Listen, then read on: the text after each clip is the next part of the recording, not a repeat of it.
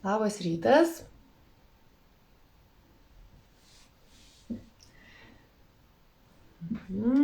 Lauksiu, kol čia jungiatės.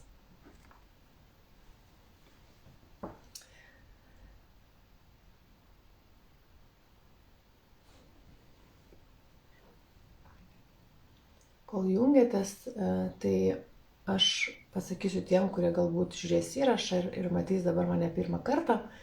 Tai šiandien mes tęsiam toliau mūsų trumpą tokį blitz kursą apie pinigus, tokį praktinį, su technikom. Ir iš tikrųjų labai noriu pasidžiaugti, kad jūs darote tas technikas, nes kaip ir minėjau vakar, kad po kiekvieno laivo tas, kas norės gauti dovaną, aš ją paruošusi esu, kas praeis visą kursą ir dalinsis tai, kad jis ką darė, kas vyksta su juo. Tai vakar tikrai dalinotės ir asmeniškai raštė, tai labai tuo džiaugiuosi, kad nesėdit, neklausot, o ir darote. Jeigu kalbant apie dovaną, tai aš galvojau daug variantų visokiausių ir nusprendžiau jums padovanoti 50% nuolaidą į žaidimą KSF pinigų ribos, kuris prasidės 30 dieną sausio. Ten mes daug giliau pradirbame viską, ką mes čia dabar darome. Ir technikos yra dar gilesnės negu čia, nors iš tikrųjų čia nenuvertinu čia esančių technikų, nes tai irgi veikia ir daro, aš patys ant savęs išbandžiusi. Taigi, kas komentuos po kiekvieno laivo, kad kaip atliko, kaip sekėsi atlikti užduotis, pasidalins, jeigu galit pasidalinti su tais, kam galbūt irgi įdomus šitas kursas ir naudingas būtų, tai tada savaitės gale ne šios, o kitos jau. Taigi, kas nežiūri laivų, galės netgi įrašus pasižiūrėti ir atlikti vėliau ir parašyti komentarus. Ir tada aš ištrauksiu vieną nugalėtoją, kuriai padovanosiu 50% nuolaidą į jau tą žaidimą 2 mėnesių KSF pinigų ribos. Gerai, o šiandien tada judam toliau. Labas rytas, kas jungiatės. Taigi šiandien mūsų antra diena, ką mes vakar darėm. Vakar tai mes pradirbom tą etapą vadinamą užsinorėti. Tai yra pirmas kūrimo realizacijos etapas. Mes išsigryninome, kokia ta suma mūsų pasąmonė ir kūnui yra tinkamiausia šiuo metu, kaip sakant, su jie dirbti. Taip pat susijome savo finansinį tikslą su vertybėmis. Tai irgi labai labai svarbu, kad suprasti, kad ne pinigai yra svarbiausia, o kas už to stovi, ką aš iš to gausiu, ką aš pasieksiu, kas ateis į mano gyvenimą, kai aš turėsiu tą sumą. Kas nežiūrėjote vakarykščio laivo, tai siūlysiu pasižiūrėti, nes čia toks testinis kursas, iš tikrųjų reikia, kaip sakant, nuo pirmo punkto daryti, tai šiandien tiesiog paklausykite, kas prisijungėt, o pirmos dienos įrašą vakarykštės pasižiūrėsit vėliau. Ir šiandien mes dirbsime jau su antru etapu, tai yra leisti sau. Ir aš pasidalinsiu techniką, kuri leis jums leisti sau.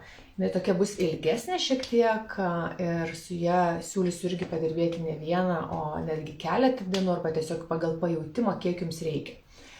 Taip, gerai, judam toliau.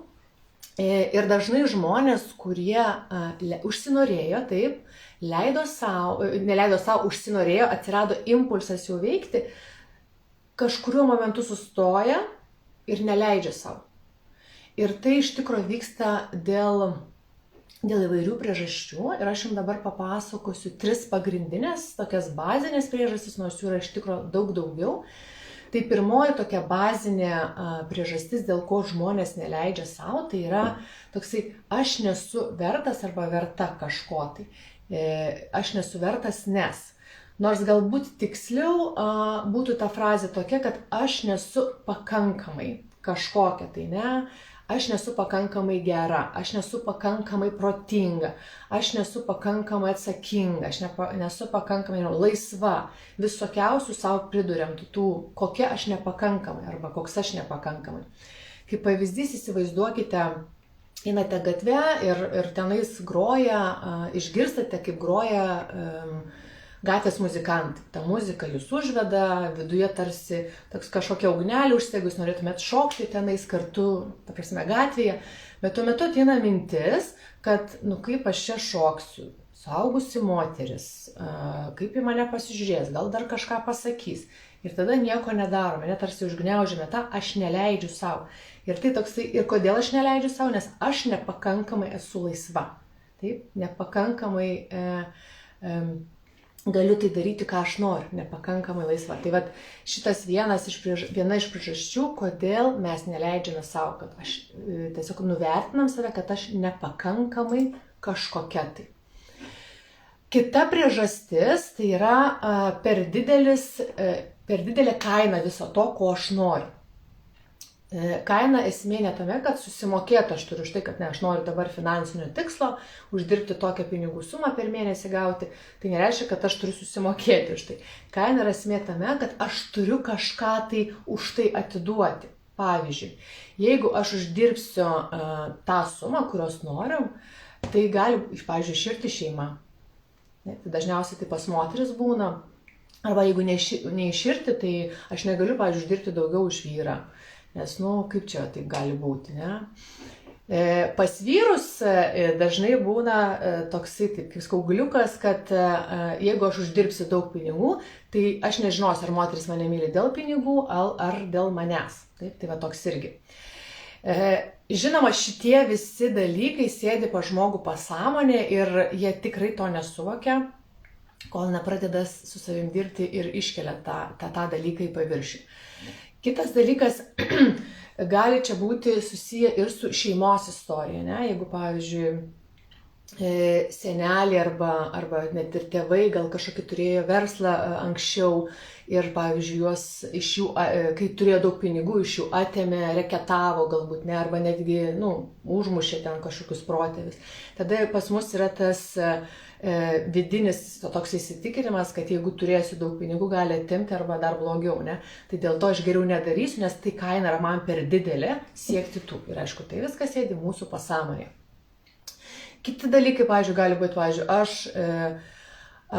jei turėsiu būtent tą sumą, uždirbsiu tuos pinigus, o turėsiu, kad, norint uždirbti tą sumą, aš turiu dirbti, reiškia, aš neturėsiu laiko šeimai, aš neturėsiu laiko vaikams, o aš nenoriu būti bloga mama. Ir tada vėl prasideda geriau, aš nieko nedarysiu, negu sieksiu. Bet reikia atrasti tą balansą, nuimti tą, aišku, bloką ir daryti tai, kad tuo metu, kaip sakant, pavyzdžiui, pas man irgi buvo labai ilgai tas dirbti daug, o iš tikrųjų pasukenčia šeima, tai supratau, kad pinigai iš tikrųjų neverti dėl šeimos, bet kai aš atradau balansą, kad galima uždirbti pinigus, kuriuos aš noriu ir būti su šeima, tai tikrai palengvina gyvenimą. Ir tada trečia priežastis, tai yra, man nėra kuo mokėti. Čia istorija yra susijusi su giminės sistemomis arba dažnai tai susijęs su vaikyste. Kažkur tai nuo 8 mėnesių iki 2 metų, kuomet vaikas tyrinėja pasaulį, viskas įdomu, kokia čia aplinka, to siekia, ano siekia, kažką, tą pačią rozetę, ne? Ir tėvai neleidžiam tyrinėti, toksai tarsi kartais ir pabaram, ne? Ir tada pas vaiką nutrūksta toks domėjimasis tą tyrinėti, o kas čia yra. Ir toksai tada galvoje susiformuoja tokia mintis, įsitikinimas, kad o ką aš apskritai moku, ką aš apskritai sugebu. Nes jeigu nieko neleidžia, reiškia, aš nieko nesugebu ir susiformuoja toksai, aš nieko nesugebu, aš esu nieko vertas, aš esu menkas, aš toksai kaip nulis. Taip? Čia, kur pirma priežastis buvo toksai, aš nepakankamai. Čia yra toksai, čia šita priežastis, kad aš jau toksai visiškai totalus savęs nuvertinimas, esu visiškas nulis.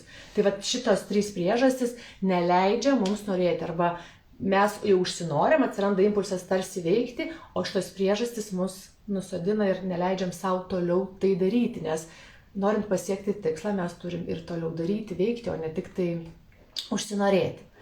Taip, taigi tai yra 3 pagrindiniai tokie, kaip aš sakau, drambliai, dėl kurių žmogus savo neleidžia daryti, judėti prieki, ne? Aišku, tų priežasčių yra tikrai daugiau, bet tos 3 pagrindinės, jos yra iš tikrųjų svarbiausios, kurios trukdo. Taigi, ką mes šiandien darysime, tai bus pratimas, kuris jums padės susipažinti,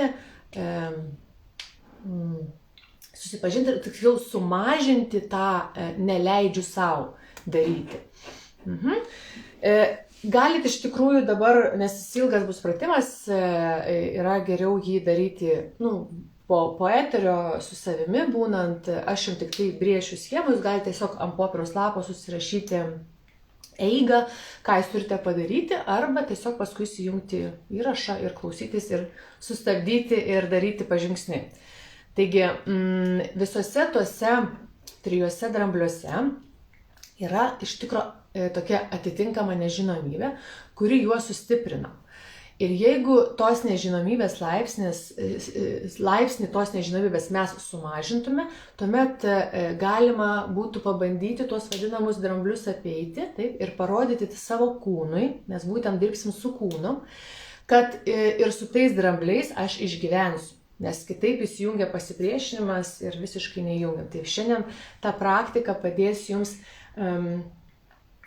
sumažinti tą pasipriešinimą ir eiti ir daryti.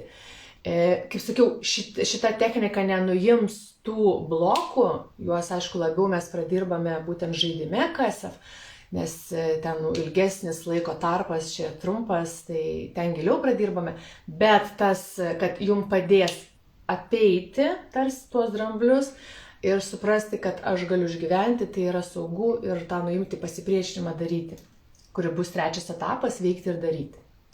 Taigi, ką mes darome?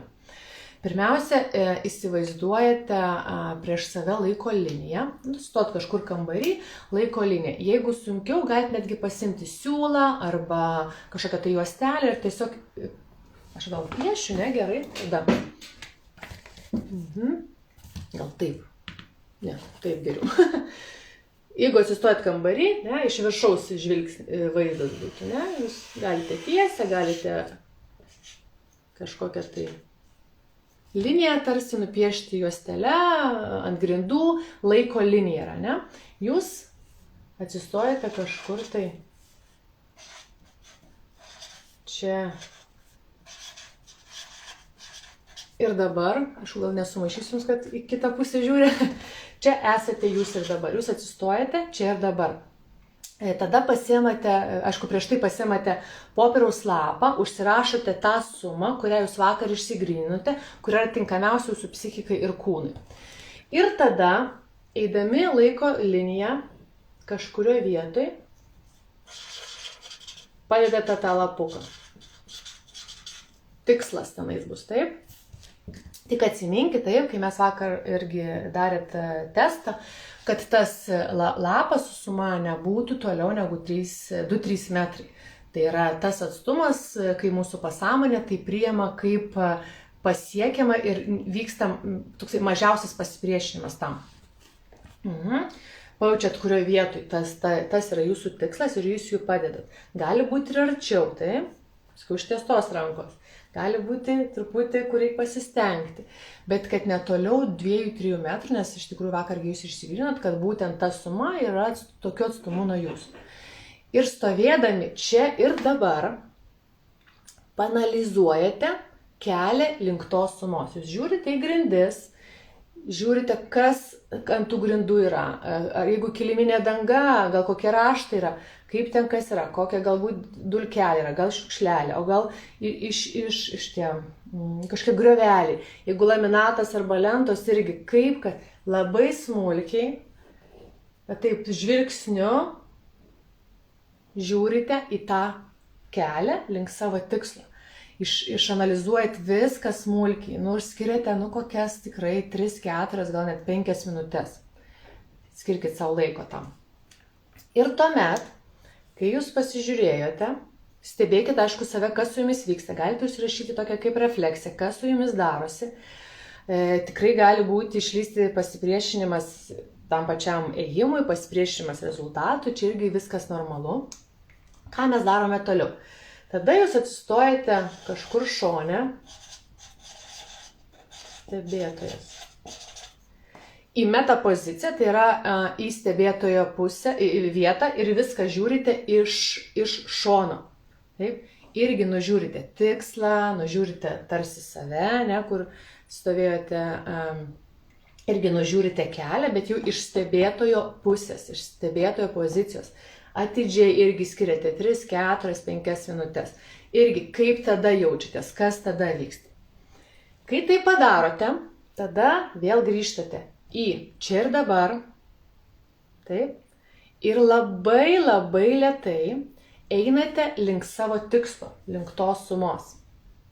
Einate per pusę pėdos. Jeigu pas jūs yra ta suma, tas lapelis ištiestos rankos atstumu, tai visiškai mažiukais, vos ne kiek pirštas, ne, yra mūsų nykštys. Truputį iš lėto einate ir stebite, kas su jumis vyksta. Stebite galbūt karštis iš mūsų, galbūt šaltis, galbūt atsiras daugiau energijos, galbūt kažkokia bus išskridimo būsena, apskritai nesuprantu, kas čia vyksta, gali būti sunkiau galbūt kvėpuoti. Tų spec efektų visokiausių gali būti, tik neišsiaiškinkite, čia nebus tikrai labai baisių. Taigi ir gali kilti mintis, dėl ko aš tai viską darau, ką man čia to reikia, ne, apskritai. Ir ką tada darote, kai va toks spec efektas atsiranda, nes jūs žengėte žingsnį. Jeigu viskas gerai, truputį pastovite, pastebite save, kas vyksta, nėra taip jau blogai, neatsiranda tas vadinamas kažkoks didelis spec efektas, einate toliau iš lėto. Jeigu atsiranda spec efektas, norisi galbūt verkti, nesuprantat, kas čia darosi, apskritai nenorite eiti link to tikslo, darote tokį dalyką. Tiesiog pradedate žiūrėti šonus, taip, sąmoningai. Taip, netgi galite sakyti frazę, aš esu čia, man yra saugu, kaip sakau, patapšnoti per visą kūną, taip. Su pirštais kojų galite va taip padraskyti grindis. Čia toks vyksta įsižeminimas. Grįžti čia ir dabar. Nes kai kažkokie tai efektai atsiranda, čia įvyksta toks dalykas, kad truputį jūs išneša kažkokias tai situacijas, istorijas ir taip toliau. Nebūtinai jūs galite jas prisiminti, bet jūsų kūnas tai parodo. Ir mums svarbu yra grįžti čia ir dabar. Suprasti, kad čia yra saugu, čia niekas nevyksta. Tarsi, viskas čia yra su manim gerai. Kvėpuojate, atveriate krūtinę, taip. Sukat galvą, aš čia dabar, savo kūną patapšnuoja, taip, grįžta čia ir dabar. Ir svarbu irgi būtent sakyti tuos žodžius, kad aš gyva, mano kūnas gyvas, aš esu saugi. Ir va taip, kai nurimsta tas spec efektas, darote sekantį žingsnį. Jeigu vėl atsiranda spec efektai, lygiai tą patį darot. Ir taip iš lėto, po truputį, jūs tai darote, tuos žingsniukus. Jūs tarsi išgyvenate iš naujo, ne tai, kad iš naujo, išgyvenate tą ėjimą, tą kelią, kurį dar kol kas bijote žengti ir eiti link to. Taip? Ir tik žengėt žingsnelį, vėl spec efektai, vėl, kaip sakau, patapšnojimas, aš čia dabar, aš čia gyva, pirštų kojų į žemę, gali dar kitus pratimus, kokius žinote įsižeminimo, tiesiog įsižeminti čia ir dabar, kad neišskristume. Nes mes dažniausiai iškrendam, kai kažkas tai buvo kokia trauma, tai nuneša mus. Mums svarbu suprasti, kad čia ir dabar yra saugu ir tikrai niekas manęs nepuola. Gerai, kai nuėjote iki savo tikslo, mažais žingsniukais, taip, atsistojate ant to lapelio su tikslu, su ta suma, kurią jūs siekite. Ir išgyvenkite tenais, kas vyksta su jumis, kaip jūs jaučiatės, kaip kūnas jaučiasi. Pastebėkit, kaip jūs ten džiaugiatės, kokios jūsų būsenos. Gali būti vaizdinys, ką jūs matote aplinkui, kokie žmonės aplinkui jūs, kai jūs turite pasiekę tą tikslą, tai yra tą sumą, kurią jūs norėjote uždirbti. Ir iš tikrųjų labai svarbu suvokti, kad tas tikslas tai nėra galutinis. Tai yra tik tai tarpinė stotelė. Ir yra kitų tikslų. Ir, kaip sakau, pinigai nėra mūsų tikslas, pinigai yra tik instrumentas pasiekti tikslą. Už to tikslo, būtent finansinio, stovi kažkas tai daugiau. Taip, bet tai labai yra svarbu. Tai tiesiog ir tame taške pabūkite tiek, kiek jums norisi pabūti. Gerai? Gerai, tai kai jūs pabūnate jau tam taške, tada jūs vėl einate į stebėtojo poziciją ir žiūrite iš meta pozicijos, iš stebėtojo pusės, kas vyksta čia ir dabar ir kas vyksta tiksle. Taip? Kaip pasikeitė būtent tas kelias, kas naujo galbūt atsirado. Taip? Žiūrime iš šono. Kai pabūnate stebėtojo pozicijoje, vėl grįžtate į tikslą ir ramiai eidami grįžtate į čia ir dabar. Ir visa tai, tą dalyką, kad nueiti iki tikslo, pabūti tiksle, pabūti stebėtoje, vėl grįžti ir čia, padarote 2-3 kartus. Tarsi išgyvenate tą ėjimą link savo tikslo kelis kartus. Tai yra labai svarbu, kad jūsų psichika, tiksliau jūsų pasąmonė suprastų tai kaip realų dalyką ir paskui, kai iš tikro jau žengsite, bus iš tikro daug lengviau. Kodėl svarbu tai daryti kelis kartus? Dėl to, kad čia kaip išminimas takelio. Jeigu aš visą laiką ėjau vienu takeliu, jis jau pramintas, aš noriu pradėti eiti kažkokiu kitu takeliu, aš turiu ne vieną kartą padaryti, o 2-3 kartus ir daugiau. Taip? Čia tai tas pats kaip ir pradedu kažką naujo daryti, kad tai būtų jau įprotis ir man suvokiama ir paprasta, aš darau daugelį kartų. Tai vat šitą ėjimą nuo čia ir dabar iki tikslo praeinate su tais spec efektais, jeigu yra, ir jeigu eisit 2-3 kartą, tų spec efektų tikrai daug bus mažiau. Vėl nueinate į stebėtoją, kaip dabar atrodo, grįžtate į tikslą ir grįžtate vėl į savo čia ir dabar. Ir tada vėl paskutinis toksai etapas, kai jūs įstovite, atėjot čia ir dabar, atsistojate į stebėtoją, matote tarsi save čia ir dabar, matote tikslą, taip, jau yra žmogus, jūs pasiruošę eiti link to tikslo, tiesiog iš stebėtojo pusės duodate tokį startą, pasiruoš dėmesio, netgi kūnų galite padaryti marš, ne? Ir tas impulsas jau pradės daryti ir tada mes jau pereisime tiksliau jūs pereisite, kai jūs gausite impulsą, jau ne tik tai daryti, bet jau ir veiksite. Ir trečias jau etapas bus tada vėliau jau daryti veiksmus, kad pritraukti būtent tos finansus, tas galimybės į savo gyvenimą. Tai štai toksai pratimas, jisai galbūt ir sudėtingas dabar, kai pirmą kartą girdite, ne, ir jisai painokas. Bet galite paskui įsijungti įrašą ir paklausyti, susidėlioti. Aha, mano lempa išsijungia. Nu nieko. Ar aišku, ar yra kažkokių klausimų ir kaip galbūt sekasi, kas darėt pirmos dienos užduotį, kaip sekėsi daryti. Parašykit, o aš priminsiu, kad viso šito kurso metu, tie, kurie komentuos po laivais, kaip sekasi daryti, kas vyko su jumis, pasidalins eterį su savo draugais, pažįstamais, jeigu galvojate, kad tai yra naudinga. Kitos savaitės gale aš išrinksiu nugalėtoją, kuris gaus dovaną, tai yra 50% nuolaida į transformacinį žaidimą Kas ir pinigų ribos, kuris prasideda 30 dieną. Aišku, dabar mąstymas truputį jį nukelti vieną dieną į 31 dieną, į pirmadienį, nes labai vienu metu susideda pas mane labai daug dalykų. Bet čia tik organizaciniai dalykai. Tai vat, būtent ten žaidime mes pradirbinėsim viską daug dar giliau. Tai vat, jeigu norite ir laimėti ir išbandyti transformacinį žaidimą, pažaisti jį, kaip sakau, nors tai yra tikrai ne žaidimas, tai yra gilus psichoterapinis darbas su savimi. Aš toje kelionėje jūs lydėsiu, padėsiu, kur bus užstrigimas, tai nebus, kad aš duosiu užduotis ir jūs savarankiškai dirbsit, tikrai ne, tai bus su mano pagalba. Tai turbūt tiek.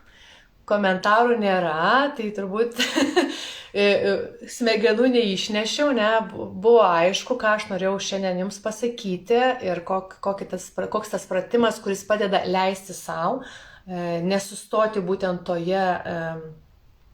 tame taške leidimo savo, nes dažnai tie norai, didelė dalis norų, kai mes užsinorime, nubyra būtent šitame etape.